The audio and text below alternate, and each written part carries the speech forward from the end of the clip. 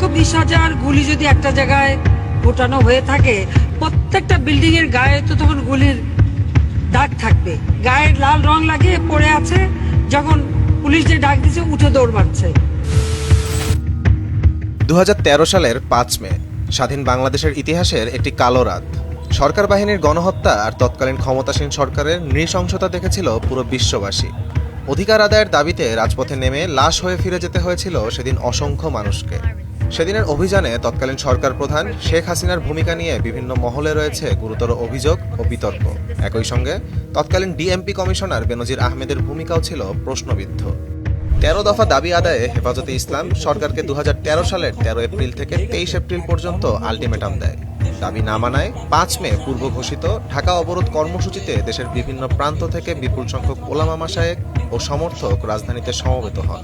আইন শৃঙ্খলা বাহিনীর বাধা সত্ত্বেও মিছিলের ঢল মতিঝিলের শাপলা চত্বরে গিয়ে মিলিত হয়, আর পুরো এলাকা রূপ নেয় সময়ের অন্যতম বৃহৎ সমাবেশে। দিনভর হেফাজতে ইসলামের হাজারো কর্মী রাজধানীর কেন্দ্রস্থলে অবস্থান নিলেও সবচেয়ে বড় প্রশ্ন তৈরি হয় রাতের অভিযানে। গভীর রাতে পুলিশ, র্যাব ও বিজিবির যৌথ অভিযানে সমাবেশ সরিয়ে দেওয়া হয়। প্রত্যক্ষদর্শীদের ভাষ্য অনুযায়ী অভিযানের আগে এলাকা জুড়ে বিদ্যুৎ বিচ্ছিন্ন করা হয়। তারপর শুরু হয় দ্রুত অভিযান। সরকারি দলের গণহত্যায় মারা যান হেফাজতে ইসলামের অসংখ্য নেতাকর্মী। শাপলা চত্বর গণহত্যার পর সংসদে দাঁড়িয়ে উপহাস করেছিলেন শেখ হাসিনা, শুনিয়েছিলেন রাজনৈতিক স্ক্রিপ্ট। মানুষ মেরে সেটিকে নিয়ে রাজনীতি করাটা যেন ছিল একদম ডাল ভাত। শুধু তিনি নন, তার ক্যাবিনেটের মন্ত্রীরাও দিয়েছিলেন একই বয়ান। গায়ের লাল রং লাগিয়ে পড়ে আছে, যখন পুলিশ যে ডাক দিচ্ছে উঠে দৌড় মারছে। দেখা গেল লাশ দৌড় মারলো। গায়ের লাল রং লাগিয়ে পড়ে আছে, যখন পুলিশ যে ডাক দিচ্ছে উঠে দৌড় মারছে।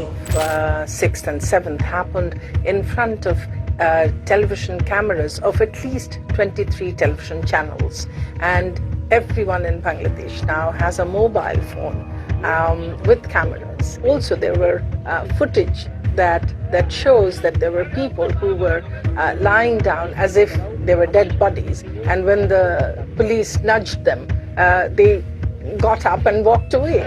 তৎকালীন সরকারের উচ্চ পর্যায়ের লোক হতে শুরু করে সকলেই হেফাজতে ইসলামের মর্মান্তিক এই ঘটনাকে সাজানো নাটক বলে অপপ্রচারের চেষ্টা করেন। এমনকি তৎকালীন ডিএমপি কমিশনারের বক্তব্য ছিল অপপ্রচারের একটি নিপুণ কৌশল। কম্পিউটারের ফটোশপ এবং ফটো ফিনিশের চক্করে আমাদেরকে প্রতারণা করার চেষ্টা করা হচ্ছে। হেফাজতে ইসলামের সেই দুঃসহ ঘটনাকে দেশের বহু মানুষ গণহত্যা হিসেবে দেখলেও তৎকালীন সরকার ও তার সমর্থকেরা ঘটনাটিকে ভিন্নভাবে উপস্থাপন করে। অভিযোগ আছে, ঘটনার প্রকৃত চিত্র সামনে আনার চেষ্টা করলে গণমাধ্যম কর্মীরাও চাপ, নিপীড়ন ও বাধার মুখে পড়েন। নিউ এজ পত্রিকার সম্পাদক নুরুল কবির এক সাক্ষাৎকারে সেদিনের ঘটনাকে সরাসরি গণহত্যা বলে অভিহিত করেন। এর হাজার হাজার এই গরিব মানুষকে, যাদের অনেকে ঢাকা শহরে চেনে নাই, পুলিশের তাড়া খেলে কোন রাস্তা দিয়ে কোথায় গিয়ে জীবন রক্ষা করতে হবে সেটা পর্যন্ত জানে না, কিংবা তারা যে বাসে চলে যাবে, এর মধ্যে অনেক গরিব ছেলে ছিল আমাদের কর্মীরা বলেছে তার বাস ভাড়া পর্যন্ত নাই। এরকম একটা অবস্থার মধ্যে একদিকে হেফাজতের নেতারা তাদেরকে এনেছে, অন্যদিকে এই কথাগুলো চিন্তা না করে এবং আইন শৃঙ্খলা রক্ষার নামে একটা অপদার্থ, অদক্ষ এবং নির্বিকার, নির্মানবিক একটা সরকার এদের উপর 10,000 আইন প্রয়োগকারী সংস্থার সদস্যদেরকে আধুনিক মারণাস্ত্র দিয়ে তাদের উপর লেলিয়ে দিয়েছে। মধ্যরাতে বর্বরভাবে তাদেরকে গুলি করেছে, তাদেরকে পিটিয়েছে। সেদিনের অভিযানের পরপরই সরকারি নির্দেশে দিগন্ত টিভি ও ইসলামিক টিভির সম্প্রচার বন্ধ করে দেওয়া হয়। ঘটনাস্থলের বাস্তব চিত্র ও বিকল্প বয়ান জনসমক্ষে আসার পথ রুদ্ধ করতেই এই পদক্ষেপ নেওয়া হয়েছিল, যা সত্য প্রকাশকে আরও সংকুচিত করে তোলে।